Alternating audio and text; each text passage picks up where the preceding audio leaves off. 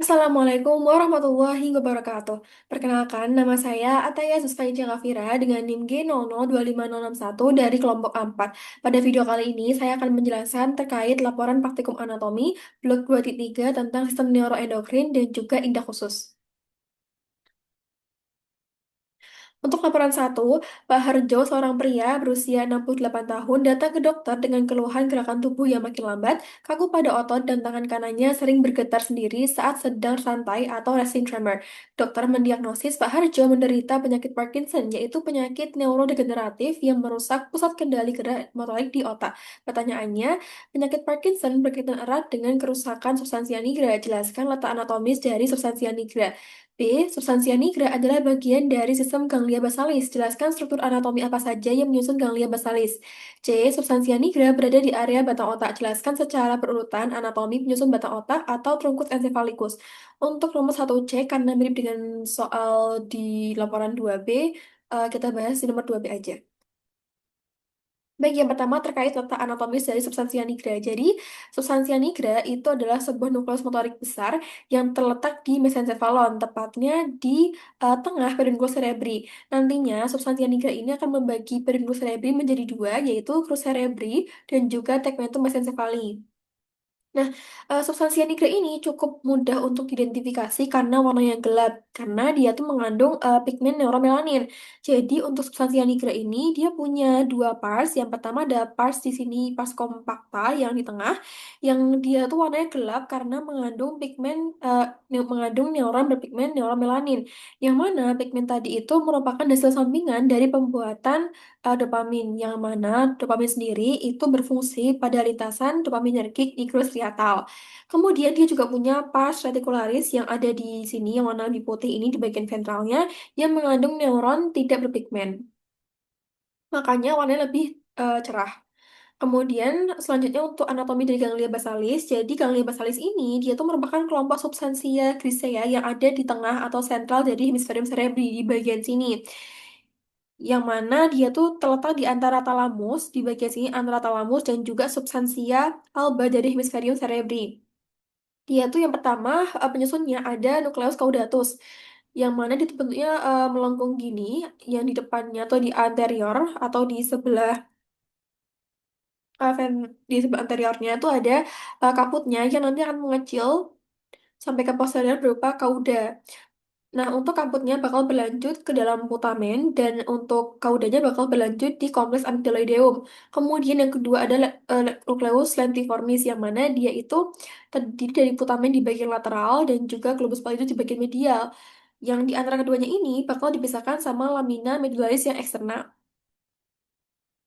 Kemudian yang ketiga itu ada korpus atau nukleus amygdaloideum, yang mana dia ini bakal berhubungan dengan sistem limbik dan juga berhubungan erat dengan unkus yang ada pada gyrus hipokampi.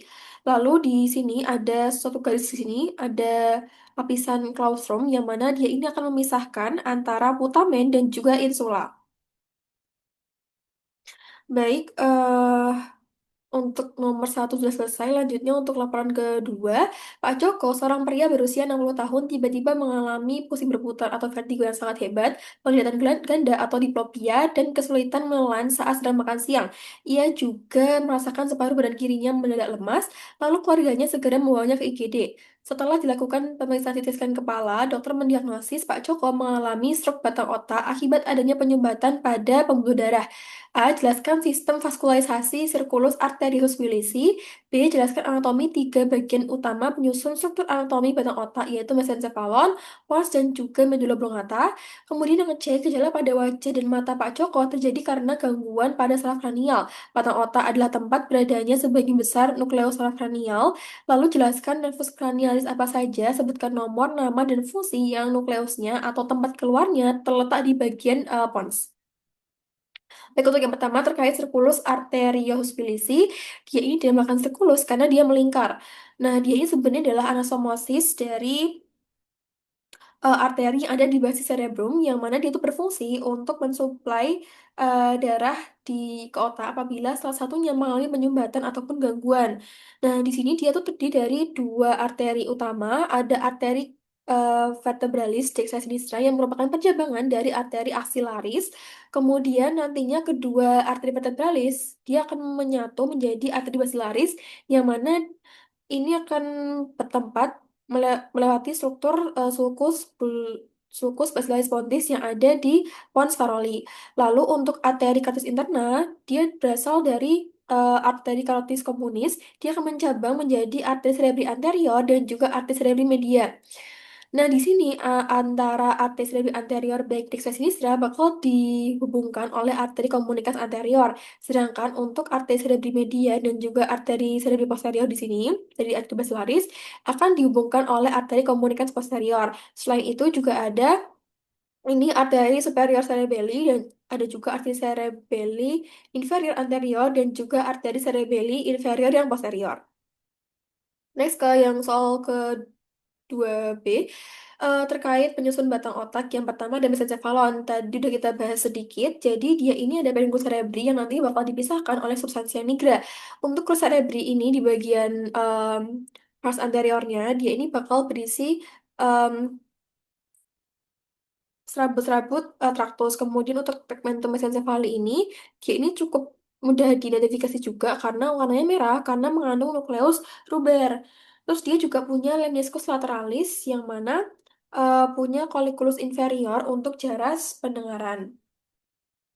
Lalu di sini ada substansia nigra yang tadi udah kita bahas, yang dia tuh penting untuk sistem motorik ekstrapiramidal dan juga merupakan bagian dari ganglia basalis. Lalu di sini ada juga ada fossa interpedicularis yang ada di antara kedua crus cerebri. Dia ini bakal ditembus oleh vasa darah arteria centralis posteromedialis sehingga akan membentuk suatu struktur yang disebut substansia perforata posteriora. Selain itu dia juga bakal dilewati oleh nervus ketiga sehingga akan membentuk sulcus nervi oculomotorii. Lalu dia juga ada lubang di sini, ada aqueductus mesencephaly yang akan menghubungkan antara ventriculus tertius dengan ventriculus quadratus. Lalu di bagian paling dorsal ada tectum mesencephaly. Bagian sini ini beda dengan tegmentum mesencephaly, yang mana di sini dia tuh ada dua tonjolan yaitu colliculus inferior dan juga superior. Lebih jelasnya di bagian sini. Nah, masing-masing colliculus superior dan inferior itu punya sepasang. Nah, antara keempat colliculus ini akan membentuk suatu struktur yang namanya corpus quadrigeminal, yang mana akan menjadi pusat integrasi dari sensori motor visual dan auditori. Kemudian di sini ada pedunculus cerebellaris yang superior yang akan melekatkan mesencephalon ke cerebellum. Lalu ada pons, dia punya dua pars. Untuk yang ventral itu adalah pars medullaris, sedangkan yang dorsal adalah pars segmentalis. Untuk yang ventral, di sini ada struktur di tengah, yaitu sulcus basilaris pontis yang akan ditempati oleh arteri basilaris dari circulus arteriosus bilisi. Lalu di sini ada brachium pontis, tempat keluarnya nervus kelima. Kemudian ada sulcus bulbopontinus, tempat keluarnya nervus keenam. Lalu ada di sini Angulus cerebellopontis sebagai tempat keluar dari nervus ketujuh dan juga nervus kedelapan. Lalu untuk di dorsalnya, ini kan dari fossa rhomboidea, akan dibagi menjadi dua. Untuk yang superior itu pars segmentalis pontis dan yang inferior itu fascia dorsalis dari medulla oblongata. Nah, di sini ada colliculus facialis di bagian sini yang mana ada genu interna dari nervus facialis dan juga nucleus nervi abducens. Lalu ada striae medullaris yang akan menjadi tempat nuclei vestibularis, cochlearis, dan juga salivatorius. Lalu nantinya untuk pons dia akan menempel ke cerebellum melalui pedunculus cerebellaris yang medius. Oke, lalu lanjut ke medulla oblongata. Nah, di sini dia juga punya dua aspek, ada aspek eksterna dan juga interna. Untuk aspek yang eksterna, dia punya dua pars, ada yang ventral dan juga dorsal. Untuk fasies ventral, dia ini yang pertama ada struktur piramis, yang mana piramis ini dia akan eh, terbentuk karena dari penonjolan pendesakan dari tractus piramidalis. Kemudian di lateralnya ada oliva, dia pendesakan juga, tapi karena dia menonjolan juga karena pendesakan dari nukleus Olivarius yang inferior. Lalu di sini ada sulcus posterolateral yang menjadi tempat keluar dari nervus ke-9, 10, dan juga 11. Dan juga ada sulcus Anterolateral sebagai tempat keluar dari nervus ke-12. Lalu di sini ada juga decussation pyramidalis yang akan menjadi tempat bersilangnya tractus pyramidalis. Kemudian untuk bagian dorsalnya ini ada peduncle cerebellaris yang inferior, dia sebagai tempat menempelnya medulla oblongata ke cerebellum, ada sulcus limitans. Kemudian di sini ada trigonum nervi hypoglossy, trigonum nervi vagi, lalu ada area postrema yang di ujungnya ini ada obex. Kemudian di tengah sini ada sulcus medianus yang akan membagi kedua fasciculus gracilis. Nah, fasciculus gracilis ini berasal dari tuberculum gracilis. Di sampingnya ada sulcus intermedius posterior. Di sampingnya lagi ada tuberculum cuneatum yang berlanjut menjadi fasciculus cuneatus. Sampingnya ini ada sulcus posterolaterales yang di paling lateral ini juga ada funiculus lateralis dari medulla oblongata. Nah, untuk aspek internalnya ini tampak ya mesencephalon, pons dan juga medulla oblongata yang mana di bagian dalamnya ini ada nukleus-nukleus dan juga traktus-traktus. Lalu ke soal terakhir terkait nukleus yang keluar di bagian pons. Yang pertama ada di brachium pontis itu keluhan nervus kelima atau nervus trigeminus yang mana dia ini punya fungsi general somatic afferent untuk menerima rangsangan sentuhan, nyeri, tekanan, suhu, dan juga proprioseptif dari ketiga cabangnya. Untuk cabang pertama ada nervus ophthalmicus, cabang keduanya ada nervus maxillaris, dan cabang ketiganya ada nervus mandibularis. Kemudian dia juga punya fungsi special visceral efferent yang mana dia akan menginervasi muskulus-muskulus yang berfungsi untuk gerakan mengunyah atau mastikasi. Lalu di sini ada sulcus bulbopontinus, yang mana dia ini akan menjadi tempat keluar dari nervus keenam atau nervus abdusen yang berfungsi untuk menginervasi musculus rectus lateralis di bulbus oculi.